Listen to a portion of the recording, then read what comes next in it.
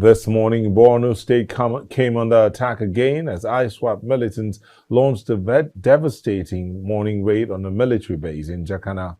Insurgents reportedly stormed the facility with explosives and heavy gunfire, killing a yet-to-be-confirmed number of soldiers.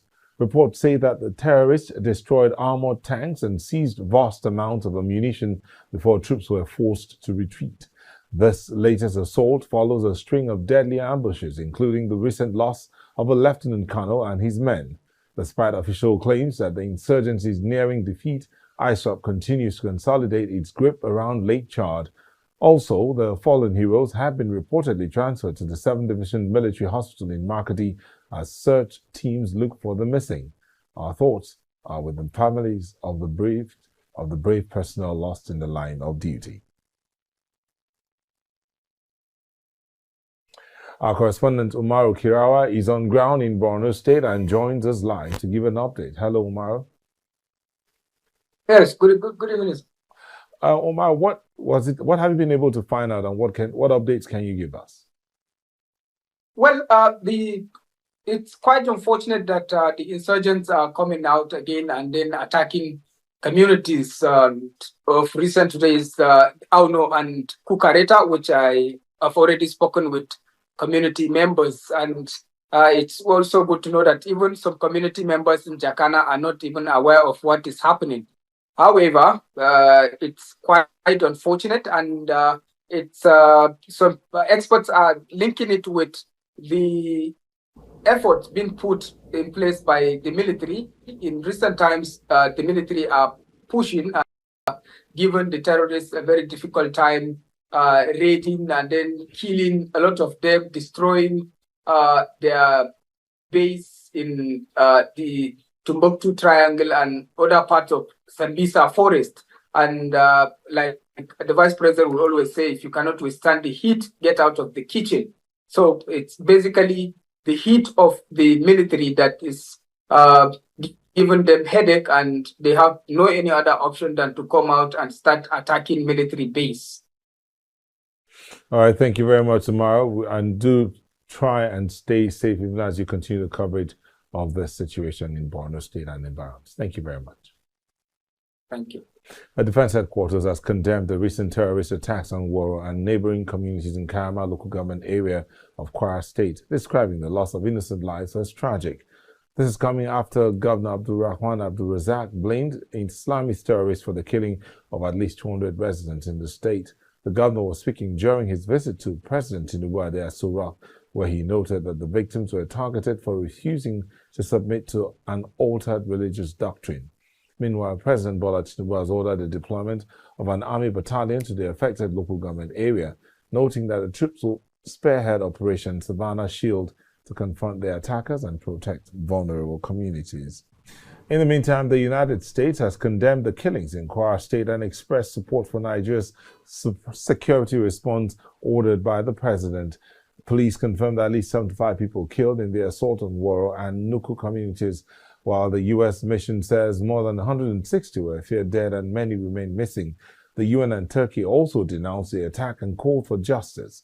Security agencies have deployed additional military and police units under Operation Savannah Shield, launched a manhunt for perpetrators, and begun chief relief efforts for affected communities.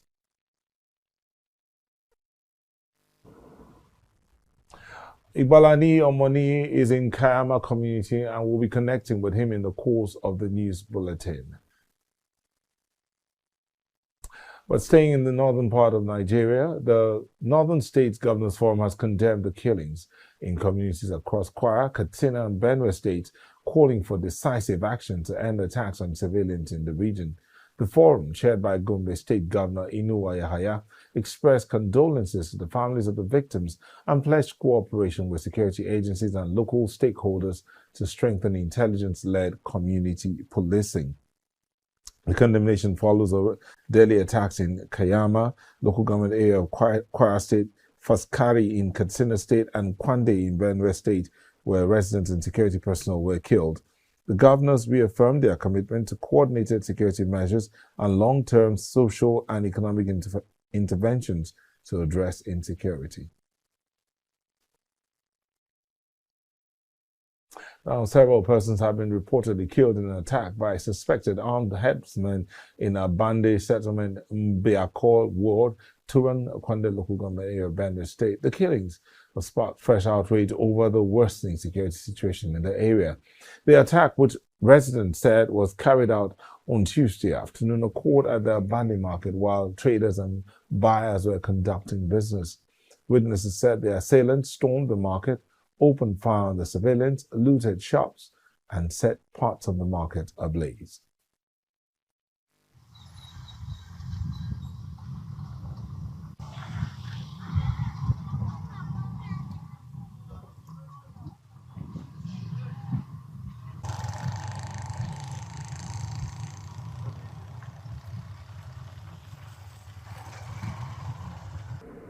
As painful as this may be, I'm being joined by the man representing this federal constituency in the Federal House of Representatives, Honorable Tese Uwo, Member House of Representatives, Kwande Ushongo constituency. Thank you for joining us.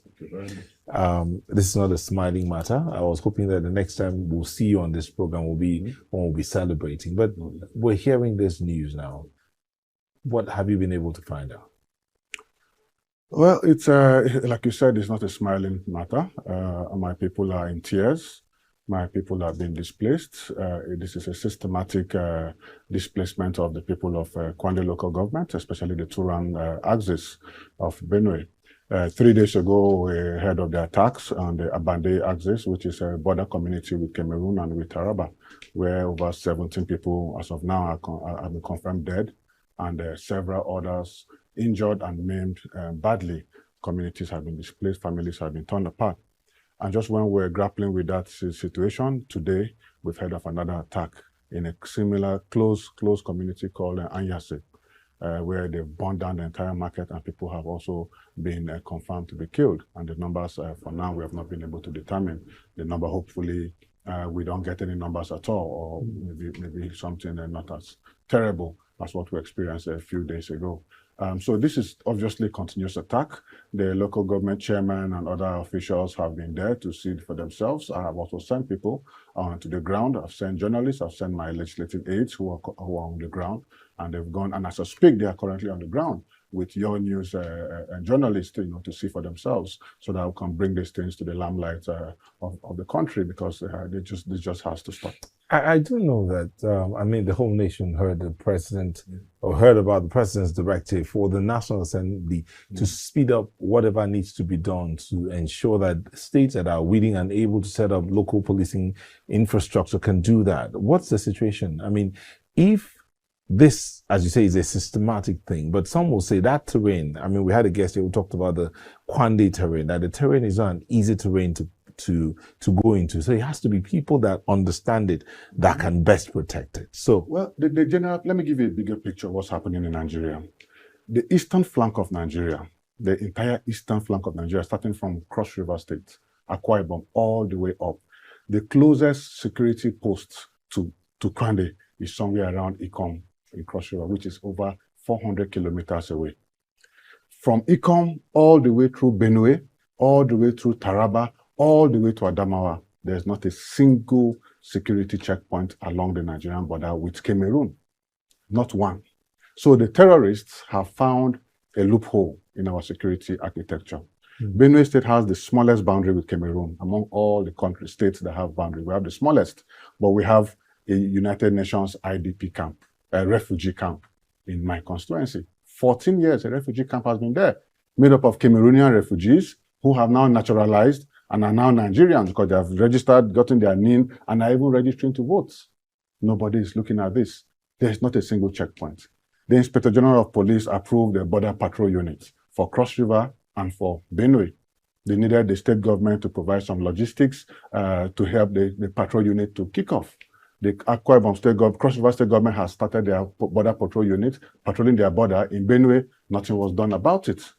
I went to the Commissioner of Police. I went to the AIG Border Patrol. I've held meetings. I've seen the memo for the approval for a border patrol unit to be established in Jatoka to patrol the border between Benue, Taraba, and the Cameroon border. Till today, that unit was not established. We reached out to the government. They know about this approval from the IG of police, and the government did nothing about this border patrol unit. Because of my desperation to get this border patrol unit started, I donated a temporary border patrol post, hoping that that temporary post will instigate the deployment of this border patrol unit to our community to patrol that border day and night. Unfortunately, nothing was done after that effort, and that patrol unit is locked right now because there are no soldiers and no police officers to man our borders. So it's a very, very difficult and terrible situation. But seeing that you and your colleagues in the National Assembly are closest to the people, apart from the local government and the councillors and all of that, and the State Assembly, you are the next set of people that are closest to the people. You represent your people. Yes. And it's within your purview to say, we need to set up a state policing and border patrol system that doesn't need a federal approval. The question I asked was, the president has said, do whatever you need to do quickly. What's happening about that? You see, the system of government that we practice, we have three distinct arms of government. As a legislator, the best I can do is to promulgate laws, policies, and push for the implementation of these things through oversight. We have passed the constitutional amendment process is on the way. We have accepted that state police is necessary for our country. It has passed. We've signed for it, but the process still needs to go on. The constitutional amendment must go to the states. 24 states must approve that they want state police in Nigeria before it can come back and become law. So it's a long, rigorous process. But the quicker process to this is for the executive arm of government, through the federal government collaborating with the state government, to deploy border patrol units across the Nigerian-Cameroon border, between Benue all the way through Taraba to Adamawa. This is the only way.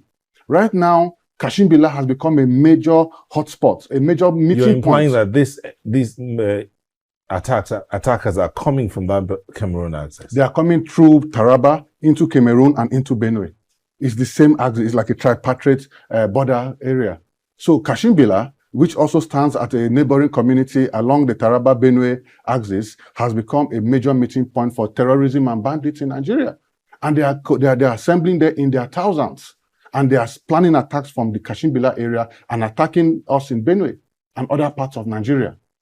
This is what is going on because the borders are completely black. I went to see the AIG border patrol. He showed me the national border and all the border checkpoints across all borders in Nigeria. The eastern flank of Nigeria is empty. We have mountains and forests that make up a natural protection, but those places have become good hunting grounds and hiding places for terrorists in Nigeria and for bandits. This is the problem. The National Boundary Commission in the 2025 budget came up with a brilliant idea. I sat down with them. We came up with a very fantastic idea to open up the Nigerian-Cameroon border. The DG of the agency had an idea to set up international markets, international economic zones across 6 geopolitical zones. The one for the North Central was to be set up in Benue. The SGF proposed a road from Jatoka straight through Abande to Joinwater, which is the road straight into Cameroon. So that when that road is opened up, the immigration service can come and set up their immigration base. The army can set up a command, the police. In fact, the immigration, we had actually donated 5 hectares of land for immigration to set up an immigration base. But because of the lack of protection, they are unable to do this. All right. I might just have to ask you to hold on. We'll take a moment. We'll go on a quick break. We'll come back. And when we come back from this break, we'll be joined by a security expert. I think we're having... I'm trying to get his name exactly. Brigadier General S.K. Usman, a retired Brigadier General, former spokesperson for the Nigerian Army and Consultant Director of Corporate Affairs and Information Services, who will be joining us after the break. Just stay with us.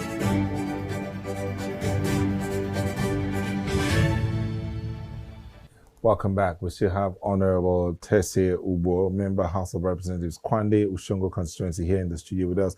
Honorable Ubo, before we went into that break, you were talking about what that needs to be done between the federal, state, until, as regards security, until we have the laws passed that would allow for state policing. And having said that, I want us to look at this matter of the killings in Kwara. You mentioned Benue this morning, Benue 3 days ago, Benue again this morning, and then the matter in Kwara State. Would you think if that collaboration is effected, what you talked about, the Border Patrol, the plan from the Border Commission the DG of the Border Commission. If all of that's put together, would it make any difference? Oh, it will make a whole lot of difference. I mean, if we opened up our international borders, these are the hotspots where terrorists are infiltrating into our country, open up international markets, deploy military and security services to these borders to protect this international business, open up international trade. The people will benefit so much from the trade and the economic value that is going on in these areas, and will protect these areas against banditry. Now, we talk about the state police, which is an important constitutional amendment that we're working on in the National Assembly. But before the state police, the federal government had approved recruitment of, I think, over 100,000 new security officers across several security agencies in the country. What's happening with that? It has been several months we have nothing about it. A lot of young people came forward. Benue State had one of the highest amounts of applicants to the recruitment exercise that was done under the Ministry of Industry, Ministry of Internal Affairs. Yeah. You know, Benue had one of the highest because our people want to work. Our people want to secure their communities, but nothing has been heard about this up till now. You know, so there's need for the government to fast track some of these things. This security issue is becoming an emergency. And if we don't fast track it, even before state police come, recruit the 100,000 young people who have shown interest, who have willingly come out to serve. People want to serve, young people want to serve. Recruit people, deploy them to these communities, give them the right ammunition so that they can protect our communities, protect Kwara, protect Benue, protect the border communities, most especially, so we can put a stop to the killing in our country, and especially in my constituency of Benue that has suffered so much over the last 15 years and is really, really becoming a thing of concern, because the major town, Jatoka town, which is a historical major city, is going to go down if we're not careful, because they're coming closer and closer, and the agenda seems to take over the Jatoka community, and then from there begin to push into other regions in Kwara local government. This will be a major disaster for Benue, major disaster for my people, and of course for Nigeria as a whole.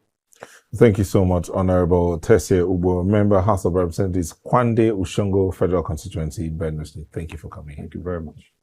But still talking security, the people of Oporoko Idima community in Eda, local government area of Ebonyi State, say they hope that the steps taken by the state government following the murder of 5 of their kinsmen will bring lasting peace to the two communities. The community was attacked by people believed to be from the neighboring massacre community over land dispute. The assailants allegedly burnt their houses, kidnapped one, and decapitated some. Our correspondent, Chinwe Gere, in Eda local government area, following up on the story and joins us live.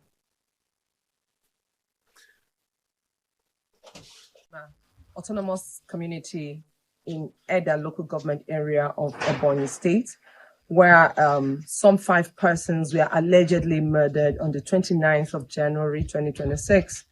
Of course, peace has somehow been restored in the community, and the people have started, living their lives normally. There is the presence of security operatives within this very community, and everything seems calm and peaceful, as it were. Of course, as soon as the incident occurred on that day, the state government reacted by visiting the affected community and announcing some sanctions against those believed to have perpetrated the act and those leaders from that community that inflicted harm on the other members of the Oboroja Idima community. The governor of the state, Francis Nwifuru, did announce the sack of some members of his cabinet that are from that Amasori community, and the withdrawal of staff of office from the traditional ruler of that community, and a whole lot of other things that he has done to make sure that the people don't attack this community again. And of course, the people are adjusting, trying to adjust anyway, because the damage that was done here is quite enormous. If you look around, you see so many burnt buildings, and that is not even what they are talking about. They are complaining about the effect of the killing of some of their members. But of course, as soon as the incident occurred on that day, the state government reacted by visiting the affected community and announcing some sanctions against those believed to have perpetrated the act and those leaders from that community that inflicted harm on the other members of the Idima community. The governor of the state, Francis Nwifuru, did announce the sack of some members of his cabinet that are from that Amasori community and the withdrawal of staff of office from the traditional ruler of that community and a whole lot of other things that he has done to make sure that the people don't attack this community again. And of course, the people are adjusting, trying to adjust anyway, because the damage that was done here is quite enormous. If you look around, you see so many burnt buildings, and that is not even what they are talking about. They are complaining about the effect of the killing of some of their members. Back to you. Thank you very much, Chinwe, who had gone to that community earlier today and now reported on the situation. But I'm being joined in the studio by Brigadier General San Kukusheka Usman, retired. He's a consultant director of corporate affairs and information services, former spokesman of the Nigerian Army. Thank you for joining us, sir. Yeah, good evening. Thank you so much.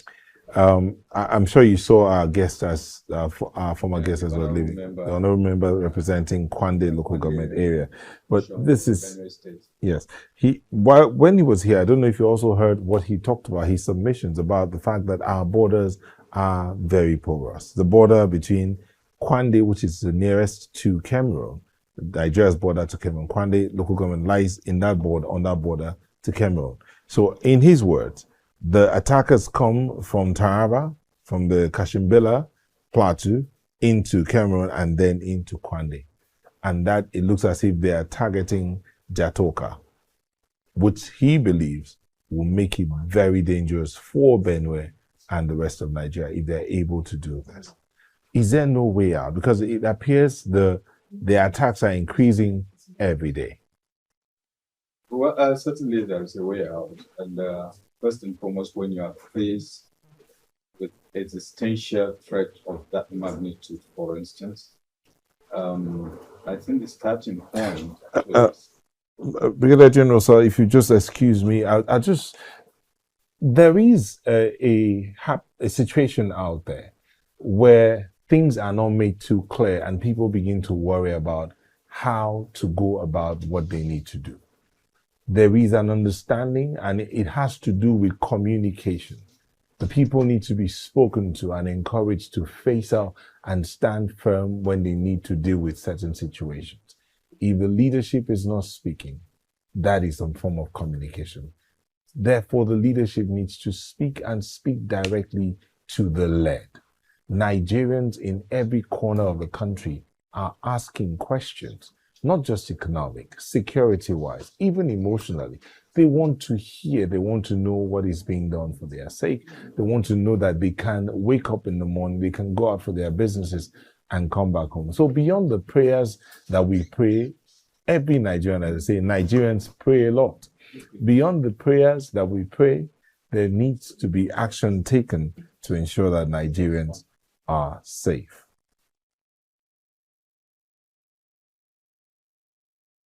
We're still discussing the situation in Benue, Kwara, and what can be done to make a difference. You heard our correspondent, Chinwe Ugele, who went to that community in Ebonyi State, where there was a clash over landed property. That one still happens in some communities across the country. So beyond the terrorist attacks and herdsmen attacks, we still have communities, neighboring communities, attacking each other over concerns of land, who owns land or who doesn't own land. And these has to do with the border commissions, both at the federal and at the state levels. And also, as I said earlier, communication with each other. These communities need to be able to speak with each other. I think I have Brigadier General San Kukusheka Usman back now. I asked a question about the seeming appearance of an increase in the insecurity in certain parts of the country. Why do you think that is so? I think the starting point, let's go back from the very beginning. You were thinking whether it can be resolved or not. And I was saying that it is possible we can resolve it. And you cannot think of resolving a problem of such magnitude, especially when you are facing a existential threat of that magnitude, without fully understanding the problem. What are the causes? What are the drivers? What are the triggers? Now, when you look at it, there are issues of scarce resources. There are issues of social cohesion. There are issues of border security. When you gather all together, it gives you the magnitude of the security challenges we're having in this country. And there is no way you can treat one in isolation. We all know it, that anytime again you have security challenge, it is basically predicated on three things in any given society: the socio-economic atmosphere, the political atmosphere, the economic, the political, and the social atmosphere, to a large extent. To what extent have you invested in the human resources that they are, well secured and contribute meaningfully? Then if you look at it again, I heard when the Honorable was talking about the arms of government, but then of course there is issue of the tiers of government. You know it, we have federal, we have state, we have local government. You know it and I know it. It is only the state and the local, the federal that are working. To a large extent, most of the local governments are not working. And bulk of these problems emanate from communities within this local government. So people that could have naturally used time-tested conflict resolution mechanism, they no longer have the ability to do so. So everything is lumped at the state. The state is overwhelmed. Even the federal, of course, to a large extent, the security agencies are, overstretched. And we're even talking about, state policy. And the clamor for state policy, yes, it is an idea that has come with time, but it's predicated on the wrong perception, because the most secured, so-called society, maybe it's the United States of America. It has, the UN requirement of police, but it's not as secure. Because if you look at the number of, murders, killings, and all the rest of them, so we are going to the wrong people. There are some states or some countries that they have insignificant number of police, and yet they are better off. So the investment, what's making it different? So I talked about triggers. The whole idea is to invest in human resource, so that you minimize the instances of the security challenges as it were. Because the thing this is just one out of the several, Because I was going to ask you the whole thing. I was going to ask you, invest in human resources. After investing in human resources, terrorists come into that axis and kill off those human resources. What do you do? You see, let me tell you, the issue is that anytime you have security challenges of this magnitude, these non-state actors, they are just filling a vacuum. They are just filling a vacuum. In the first place, had it been that we invested in human resources, take for instance, we have the National Border Community Commissions. Is it working as it is supposed to be? So the border communities would have been adequately taken care of. It's so sad and unfortunate. The scandal between, the refugees, Nigerian refugees in Niger Republic and some other places. Now, had it been that we have all it takes to secure our border communities and give them all they need in terms of healthcare, education, and all the rest, they will contribute more meaningfully, to the national security architecture than anything else. So the terrorists that you are talking about, there would have been early warning system. But now there is total disconnect to some extent between the state and the people. Take, for instance, even the banditry. Now there is no connection. Those of us that grew up, from the rural areas, we know that there was a relationship between the herder and the government, because they used to,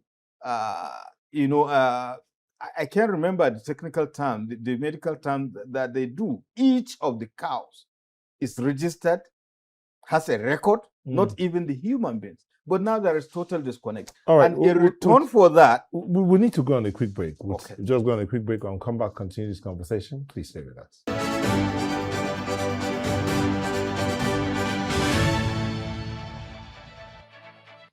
Brigadier General S.K. Usman is still here with us, retired, a former spokesperson for the Nigerian Army. You were talking about, let me start from the one that I asked you a question about, investment in human capital. But I know you moved on to talk about the border communities. If the border communities had been taken care of as they should have, we would not be where we are today. Was that really what the situation is? it's just one of Just one of. one of You are the talking about several- you are talking about investment Yes. in human capital and then border communities. Of What course, else? but beyond the border communities, it is not just enough to ensure their well-being, infrastructure, and all the rest, but you have to have the mechanism to secure the border itself. Now, what do we have in terms of border security in this country? Is it the military? Is it the custom? Or is it the immigration? In some other countries, they even have an established structure specifically for securing the border. And you know, I think with Niger Republic alone, I think we have a length of about 1,000 kilometers. Talk less of Chad, talk less of Cameroon, than Benin Republic. And there were even stories, especially, you know, in border communities around Badagry and all the rest of them. You know, the smugglers take care of the chiefs within. So the loyalty itself is something else. So basically, you have to make up your mind what exactly you want and how do you go about. So it's not a question of ad hoc thing. There are established mechanisms, but unfortunately, over time, we have relegated our institutions. They are not performing the way they should. And that is why bulk of, like I told you, these issues, basically the non-state actors or the criminal elements are just filling a vacuum. Had it been the vacuum is not there, they wouldn't have been. So let's assume the border communities are well taken care of beyond, you know, their well-being, infrastructure, and all the rest. Then there is adequate security. They know that if they see anything, they can easily give out information and the information will be acted on. It's kind of an early warning system. So whereby all these things are not working, then that is one other thing. But truly, have we also clearly interrogated the problem to know that bulk of the security challenges come from outside the borders or within the border? Because I kept on saying there are certain communities, particularly Benue, Plateau, Kaduna, whether we like it or not, if you like, bring 1 million soldiers, 1 million policemen, the people also had to agree to live in peace with each other. So there are internal factors also that we need to address. And they are bordered, they bordered on the issue of scarce resources. And of course, I'm so happy that you are talking about issue of communication. You know, we tend to live in at cross purposes with each other. And we notice some kind of divisive tendencies on the part of Nigerian communities. You know, the hate speech, this thing, there is no clear sense of belonging. And we are not managing this diversity the way it used to be, you know, in the past. So that people will be given more sense of belonging and the atrocities being committed. Just recently, the same right in the street of Makurdi, people, they were going elsewhere with their trailer. They just decide to harbor according to, you know, military terminology to eat. The next thing, they were lynched for no apparent reason, simply because they worship a different god or they speak a different language. You know, that kind of thing. A state capital. So these are the kind of the problem, and nobody is punished for it.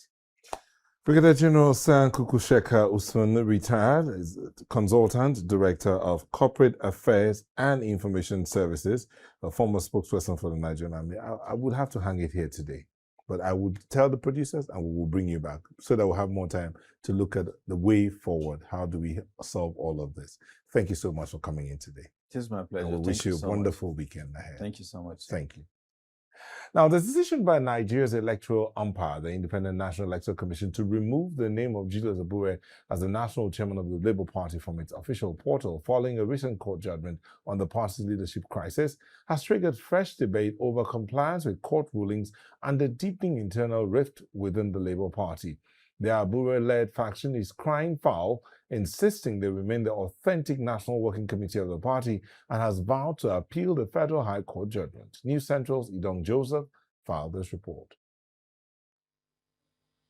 INEC's portal, which previously listed Abure as national chairman of the Labour Party, now reflects a leadership change, a move the Commission says is in line with subsistent court decisions. The action follows a Federal High Court judgment in Abuja, which sacked Abure-led team and replaced it with a Nenadi Usman-led caretaker committee, citing a previous Supreme Court judgment delivered in April 2025 on the expiration of Abure's tenure, raising questions about the legitimacy of the party's national leadership. INEC is a creation of the law.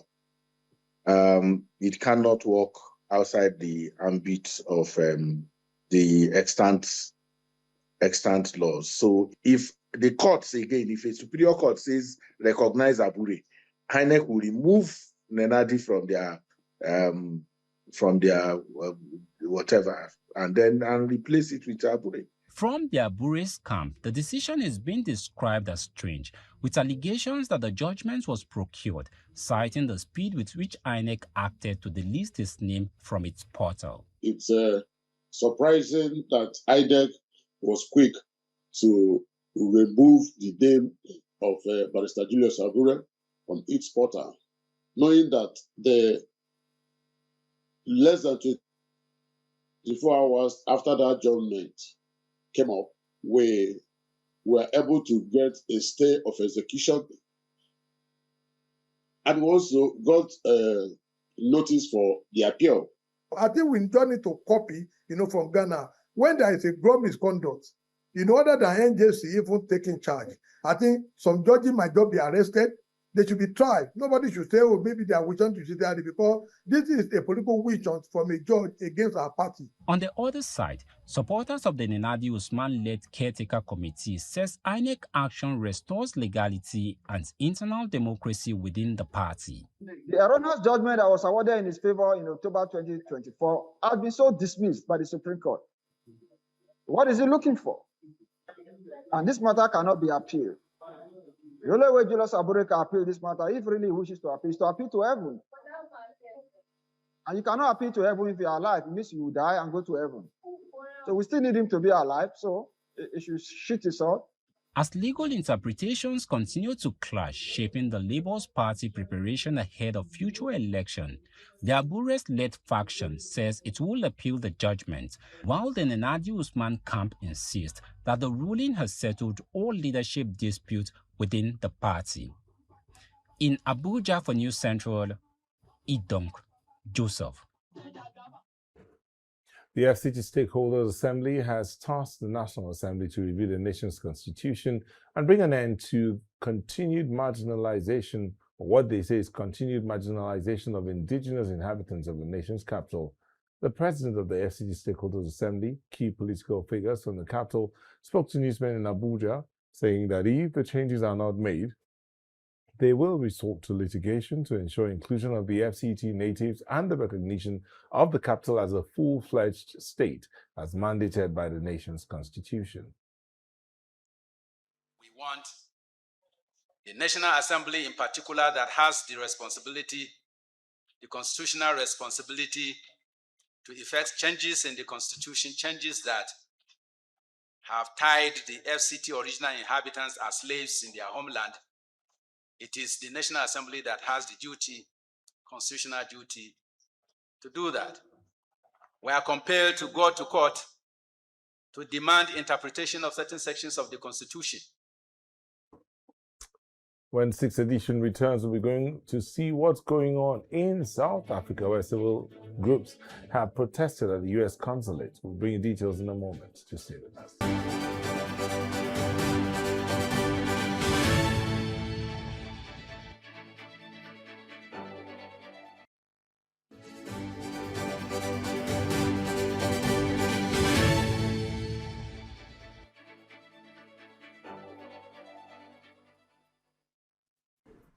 Civil groups in South Africa protested at the U.S. consulate in Johannesburg in solidarity with the people of Venezuela and the U.S. and what they say is U.S. imperialism. The group expressed profound alarm for the lives and safety of President Nicolas Maduro and Cilia Flores and condemned what they call dangerous precedent of powerful states abducting leaders of sovereign countries.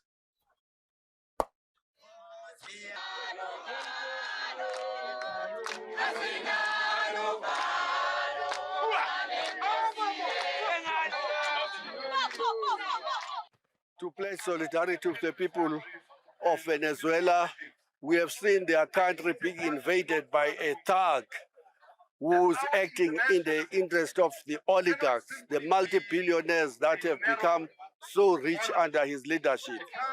We are here to say enough is enough with the American imperialism, which is not an act in the best interest of the workers of America or the ordinary citizens of that country.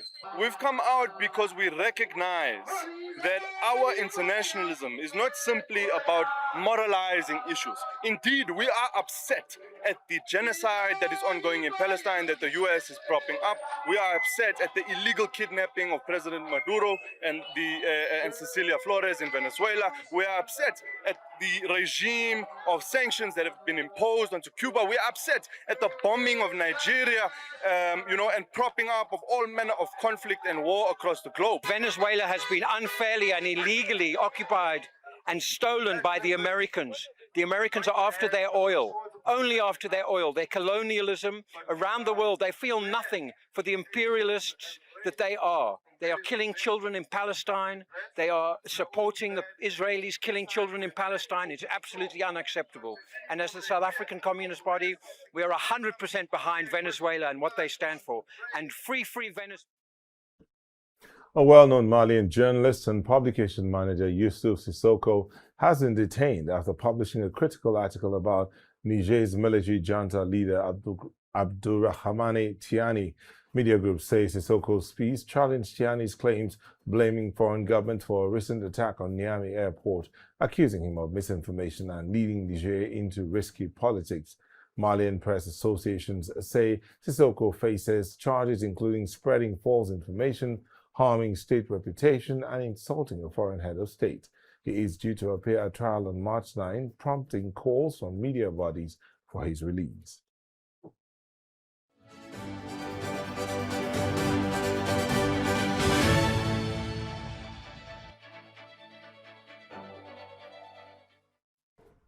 U.S. and Iranian officials met in Muscat, Oman for high-stakes indirect talks mediated by Foreign Minister Badr al-Busaidi.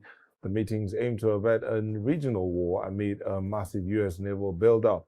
Washington pushed for an expanded agenda, including missiles, regional proxies, and human rights. However, Tehran insisted on limiting discussions to its nuclear program, creating a significant diplomatic deadlock between the two folds. A U.S. delegation, including Jared Kushner and Steve Witkoff, maintained that all options remain available if diplomacy fails.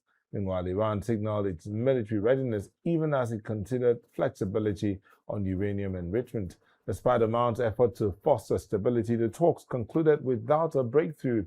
Deep-seated distrust and conflicting red lines on missile defense leave the prospect of military confrontation more likely than a durable agreement. A devastating suicide explosion in Pakistan ripped through the Talai Imam Bagar, a packed Shah meeting hall in the Shirzad town area of Islamabad on Friday, killing at least 31 people with more than 160 others injured as the worshippers gathered for Friday prayers. The blast occurred around the time of the congregational service, sending shockwaves through the federal capital and triggering mass panic and urgent rescue efforts. Police and emergency teams rushed the injured to nearby hospitals, including the Pakistan Institute of Medical Sciences, where an emergency was declared. Local authorities described the attack as a cowardly act and launched an investigation, while political leaders and community figures condemned the violence and called for swift accountability. Lebanon and Syria have signed an agreement for the handover of about 300 Syrian nationals currently serving sentences in Lebanese correctional facilities. The pact was formalized in Beirut by officials from both governments. Lebanese Deputy Prime Minister Tarek Mitri and Syrian Justice Minister Mazzar al-Waiz endorsed the arrangement following bilateral discussions on judicial coordination. Authorities said the framework allows convicted persons to complete their jail terms in their home country in line with established international transfer procedures. الاتفاقية التي وقعنا عليها اليوم تشبه كل الاتفاقيات الدولية التي تقول بتسليم المحكوم إلى بلده على أن يكمل محكوميته في بلده. عدد المحكومين هم أكثر من 300 بقليل. نعلن اليوم عن خطوة مهمة على طريق العدالة تمثلت بمعالجة أوضاع المحكومين، وهم من أمضوا فترات طويلة في السجون، وكانت أوضاعهم من أكثر الحالات تعقيدا من الناحية